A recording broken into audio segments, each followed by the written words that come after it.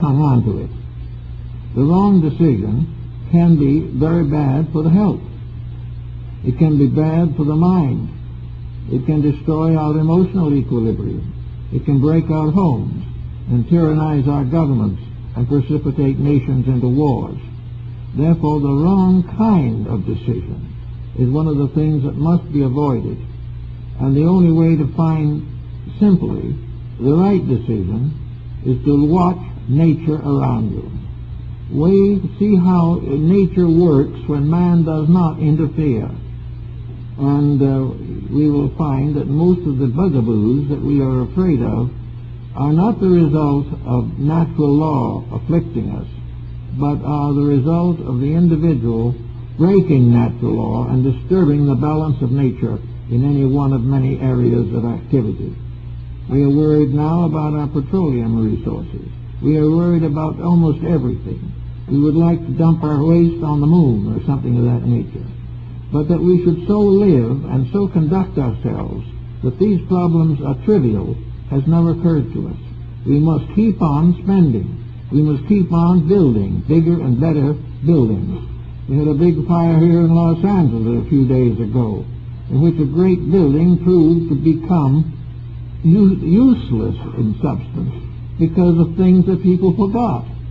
To build a 50-story building and put in no sprinkler system was simply part of our way of doing things. Probably the giants would probably build a sprinkler system and forget the building, not put it up at all. It would be much nicer to have a sprinkling system spread out all over the ground. They just would not do this type of thing because they knew in themselves that this would ultimately lead to some form of a disaster. All exploitation leads to disaster. All profit is made by the loss of something.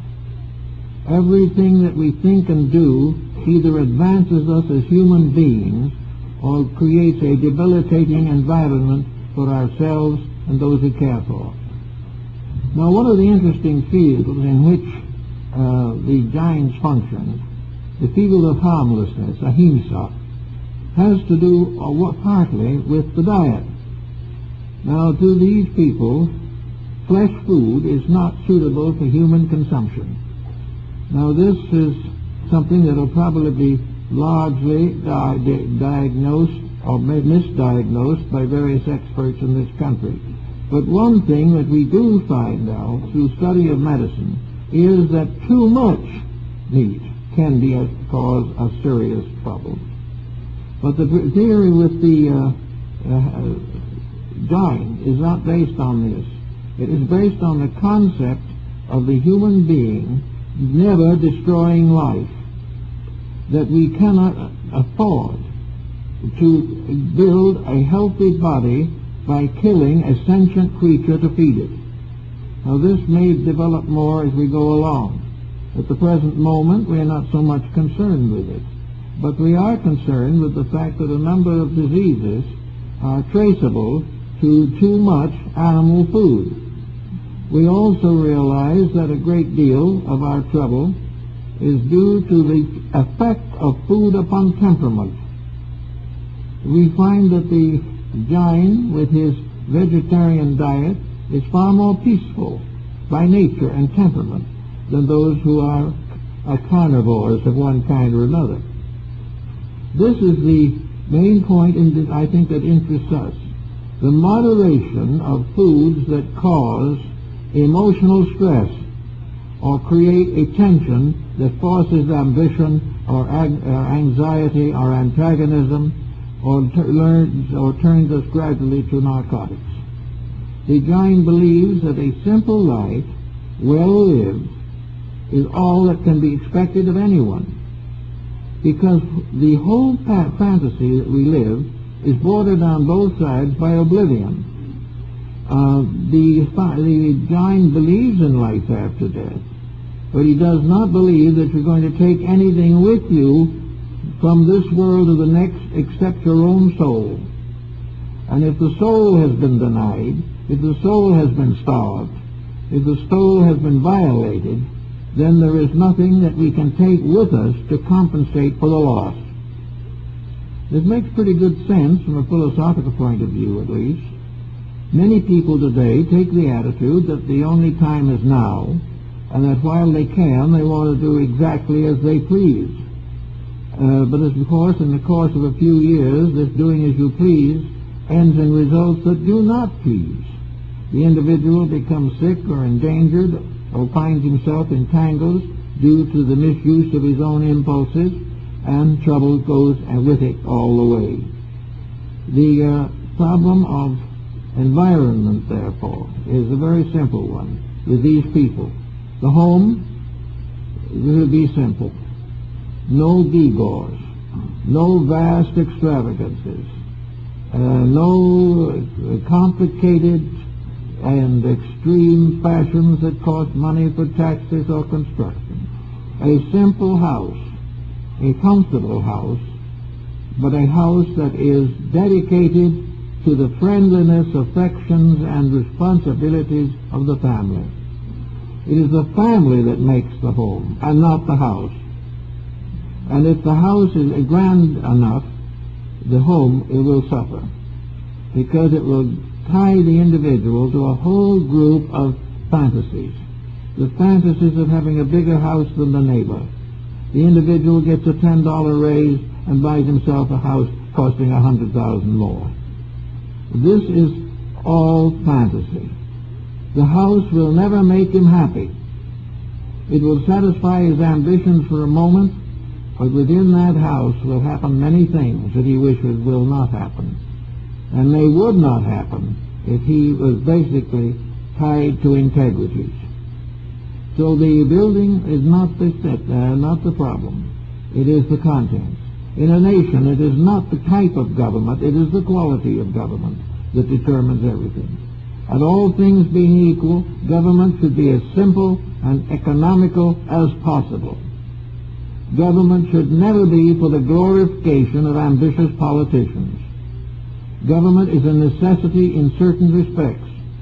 According to the Jains, the governor must be himself a Jain or its equivalent.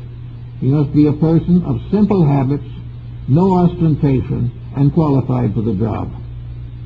All the talk, all the speeches, all the great Trilaterals, all this is a shadow and a nothing. We lose sight of the real thing because we have created an illusion that something that is unreal is real. We think that these speeches are real even though we do not believe them. We believe that all these expenses are justified even though we know they're not. And we have a belief that if we break the law all long enough and often enough, we will create a new law by which law-breaking becomes happy. This is also an illusion. Whenever we attempt to reform a law away from truth, we are creating more trouble for ourselves. The problem is to simplify and rationalize our experiences so that we live to grow, that we live to fulfill the destiny of a spiritual divine spark within ourselves. It is the God in us that must be our hope of glory. It is the eternal Spirit in us that we must build with and build for, and not merely for the advancement of external conditions. We can never make the God in us happy if we have an unhappy home. We must live the principles of reality, or the realities will not protect us in time of trouble. Now, many sects and teachings have this belief. Buddhism has it, Hinduism has it, Muslimism has it. But always, in almost every case, the faith falls into the keeping of people with ulterior motives. Instead of being the pure, simple faith that was in the beginning, the great institutionalization starts, and it becomes at least apparent to some that God rejoices in extravagant architecture, when in reality what he wants is the honest heart of human beings. He wants the honesty of man, not the extravagance. He does not wish to be worshipped with great ceremony, but worshipped by honest, simple, gentle, constructive living. So from out this little sect way off in India comes a message that seems to be very valid. It is the message of the recognition of where true value lies and rests.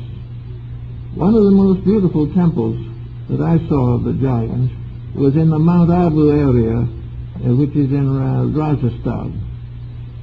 This temple is called the Dilwara Temples. It is a cluster of temples and sacred buildings in the side of a great hill. The buildings themselves are practically solid marble. They are not great size, but of great beauty. The domes of these temples are probably the finest known examples of carved marble. On one of these domes there is a frieze of racing horses around the entire inner side of the dome. All kinds of figures, and from the same piece, without detachment, in the marble, falls a great chandelier from the same piece. The buildings are incredible.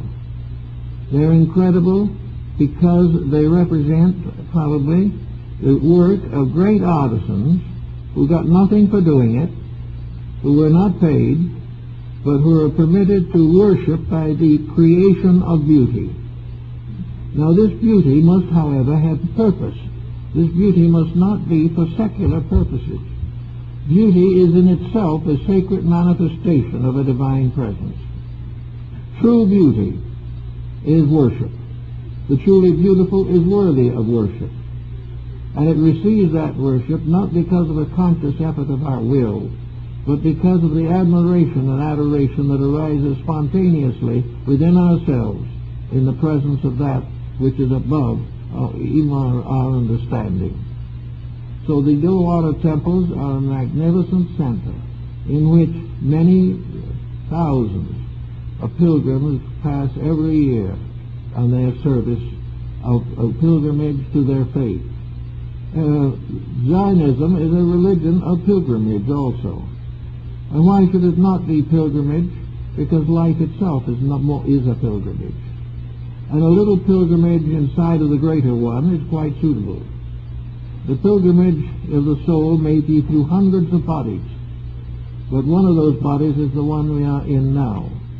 And therefore pilgrimage is the journey in this world to help us to discover the realities.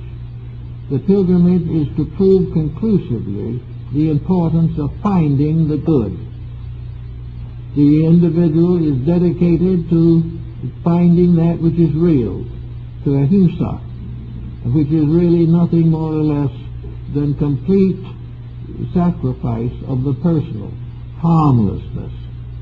Therefore the pilgrim goes forth not in the name of deity, because that name is not even necessary. It is present in the individual. But he goes through the cities, the towns, and the mountainside to find two things. One is to find his place in a divine plan rather than in a human plan. As long as he sits in the city, he is going to be a victim of a city plan. And this plan is the final absurdity of complexity. Therefore he is going to go into the country. He is going to go where nature still has a voice in the running of things. He is going to walk along the dusty roads where poor people labor every day.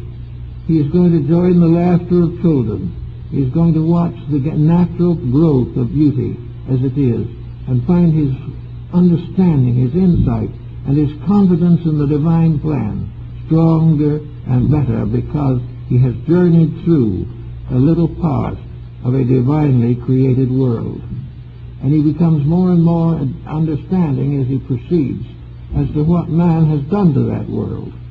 He sees how the simple people live in their little cottages and live the normal life that is possible. He sees these great conglomerates of cities, 15, 20 million people, in a mass of complexity.